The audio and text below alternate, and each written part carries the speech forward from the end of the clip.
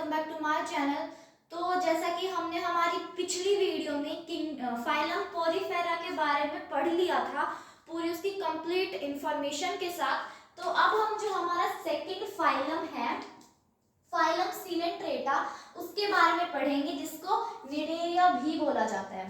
तो सबसे पहले हम वही चीज कि इसको सिलेंट्रेटा क्यों बोला जाता है, क्योंकि इसमें एक कैविटी प्रेजेंट होती है जो होती है सिलेंट्रॉन कैविटी, और इसको निडेरिया इसलिए बोला जाता है क्योंकि इसमें निडोसाइट्स प्रेजेंट होते हैं, यानी कि स्टिंगिंग सेल्स इसमें प्रेजेंट होते हैं।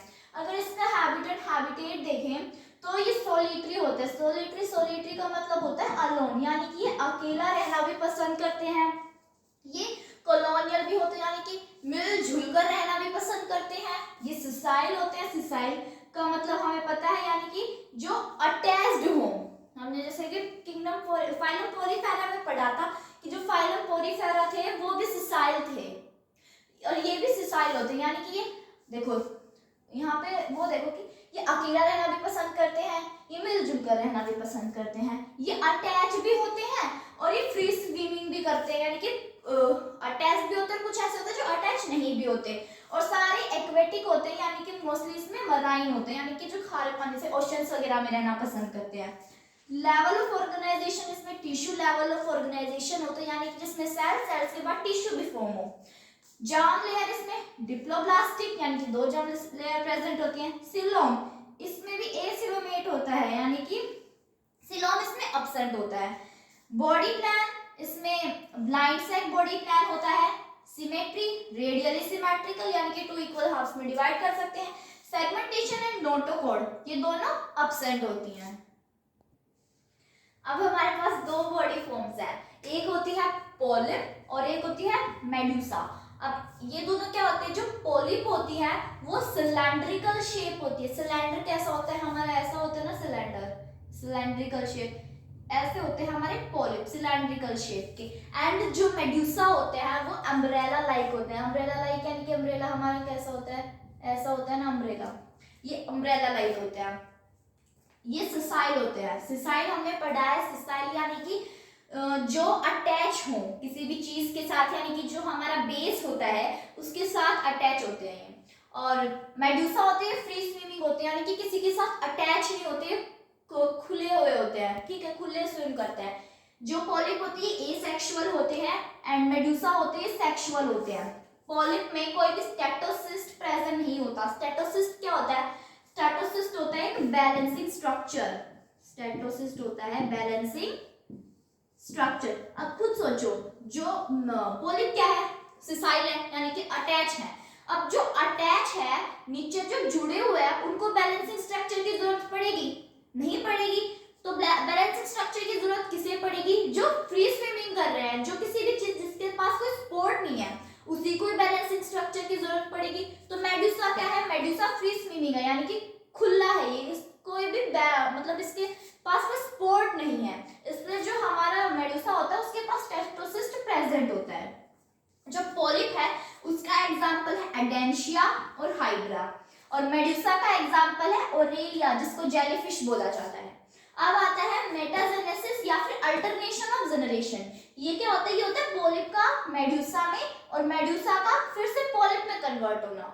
वो कैसे कि जो पॉलिप होता है जो वो asexually, not sexually, it's asexually, जब पॉलिप एसेक्सुअली मेडुसा में कन्वर्ट हो और फिर जो मेडुसा हो वो सेक्सुअली पॉलिप में कन्वर्ट हो, ये कहलाता है मेटाजेनेसिस या फिर अल्टरनेशन ऑफ जनरेशन। अब आता है निडोब्लास्ट या फिर निडोसाइट। जैसे कि हमने पढ़ा था कि इसको निडेरिया क्यों कहा जाता है सिलेंट्रेटा को, तो हमने बताया था कि इसमें निडोसाइट प्रेजेंट होता है, एक स्टिंगिंग सेल प्रेजेंट होता है। तो निडोसाइट के स्टिंगिंग सेल है, और ये स्टिंगिंग सेल कहाँ पे प्रेजेंट होता है, ये स्टिंगिंग सेल टेंटिकल्स पे प्रेजेंट होता है, और स्टिंगिंग सेल्स में निमेटोसिस्ट प्रेजेंट है जो स्टिंगिंग कैप्सूल है, यानी कि स्टिंगिंग सेल्स में स्टिंगिंग कैप्सूल प्रेजेंट है, ना कि स्टिंगिंग कैप्सूल में स्टिंगिंग सेल्स। और जो निमेटोसिस्ट का काम क्या होता है, ये पॉइजन को कैरी करता है, जहर को कैरी करता है। अब स्टिंगिंग सेल्स है, ये क्या करते हैं, ये एंकोरेज या फिर ऑफेंस एंड डिफेंस में हेल्प करते हैं। एंकोरेज यानी कि अटैचमेंट, अटैच करने में हेल्प करते हैं। ऑफेंस यानी कि कोई भी प्रे है उसको हर्ट करते हैं ताकि अपना खाना बना सकें उसे, या फिर अब हर्ट करेंगे तो कोई ना कोई इन्हें भी हर्ट करेगा, तो ये अपने आप को प्रीडेटर से प्रोटेक्ट भी करते हैं। अब हमारी एनसीईआरटी में एक डायग्राम है जो कि निडोब्लास्ट का डायग्राम है। तो इसमें जो ये पोर्शन है ये हमारा है फ्यूनल, उसके बाद यहाँ पे एक पैना सा कुछ है वो है हमारा नियोडोसिल, और ये एक थ्रेड ट्यूब है। इस थ्रेड ट्यूब का काम क्या होता है, कोई भी पॉइजन आता है ना, ये थ्रेड ट्यूब उस पॉइजन को सक कर लेता है, उस पॉइजन को कैरी कर लेता है, और फिर उस पॉइजन को फ्यूनल के थ्रू, ये हमारा क्या है, ये हमारा स्टिंगिंग कैप्सूल है, और ये बाहर से हमारा प्लाज्मा मेम्ब्रेन या फिर बोल सकते हैं हमारा स्टिंगिंग सेल है। तो ये जो स्टिंगिंग कैप्सूल है इस पॉइजन को स्टिंगिंग कैप्सूल में स्टोर कर देता है। यहाँ पे हमारा ये है लेसो, और ये हमारी प्लाज्मा मेम्ब्रेन हो गई, और इसमें ये न्यूक्लियस प्रेजेंट है। जो हमने हमारा निडोसिस्ट एंड निडोब्लास्ट पढ़ा था उसमें एक एग्जांपल है, देखिए तो जो हमारी एनसीईआरटी में भी दे रखा है निडेरियंस का एग्जांपल, वो एक कोरल है। कोरल क्या होता है, कोरल पोलिप्स होते हैं। पोलिप मराइन होते हैं यानी कि लिविंग होते हैं, और एक्वेटिक होते हैं और मराइन होते हैं, और ये क्या करते हैं, ये कैल्शियम कार्बोनेट को सिक्रीट करते हैं कोरल में।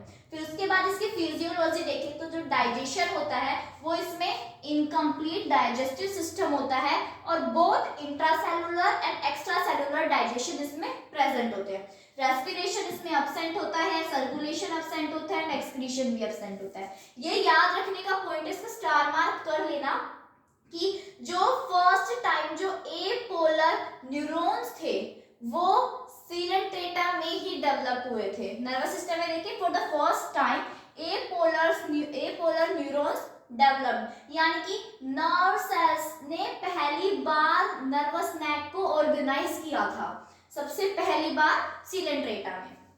रिप्रोडक्शन इसमें दोनों होते हैं, यूनिसेक्सुअल एंड बाइसेक्सुअल, और दोनों सेक्सुअल एंड एसेक्सुअल। फर्टिलाइजेशन में इसमें दोनों होते हैं internal and external, and development दोनों होती है डायरेक्ट और इनडायरेक्टली। अब सेंसरी स्ट्रक्चर्स इसमें प्रेजेंट होते हैं। कुछ मेंबर्स ऐसे होते हैं जिनके पास टेंटिकल्स प्रेजेंट होते हैं आउटर साइड में, ताकि आसपास जो भी प्रे आए ये उनको कैप्चर कर सके, उनको इजीली पकड़ सके। और कुछ में स्टेटोसिस्ट भी प्रेजेंट होता है, जैसे कि हमने मेडुसा पढ़ा था, मेडुसा में बैलेंसिंग स्ट्रक्चर स्टेटोसिस्ट प्रेजेंट था। अब लास्ट में हमारे एग्जांपल्स बचते हैं फाइलम सीलेंट्रेटा के। तो सबसे पहला एग्जांपल है हमारा फाइसेलिया, जिसको प्रोट्यूजस मैन ऑफ वोर बोला जाता है। उसके बाद है ओबेलिया, जिसको सीफर बोला जाता है। और ये फाइसेलिया एंड ओबेलिया ये दोनों मेटाजेनेसिस या फिर अल्टरनेशन ऑफ जनरेशन के एग्जांपल हैं, ठीक है। उसके बाद है एडेंशिया, जिसको सी एनामोन बोला जाता है। हाइड्रा, फ्रेश H2O पॉलिप, ये देख क्या समझ ही गए होंगे कि किसका एग्जांपल, ये दोनों हमारे पॉलिप के एग्जांपल हैं। उसके बाद ओरेलिया, जिसको जेलीफिश बोला जाता है, ये हमारा मेडुसा का एग्जांपल है। और बच गए फिर हमारे पेनाट्यूला, जिसको सी पैन बोला जाता है, ग्रिगोनिया, जिसको सी फैन बोला जाता है, एंड मिंडरीना, जिसको सी कोरल बोला जाता है। ये सारे हमारे फाइलम सीलेंट्रेटा के एग्जांपल हैं। होप आपको समझ में आया होगा, और ट्राई करें कि सारे एग्जांपल जो हमारे एनसीईआरटी में गिवन हैं ये आप सारे लर्न करें, क्योंकि कोई भी एग्जांपल आपसे पूछा जा सकता है कि भाई इसका नाम बताइए, फिर ये किसका एग्जांपल है। तो thanks for watching my video, और मेरी और वीडियोस को देखने के लिए मेरे वीडियो को लाइक करें और चैनल को सब्सक्राइब करना ना भूलें।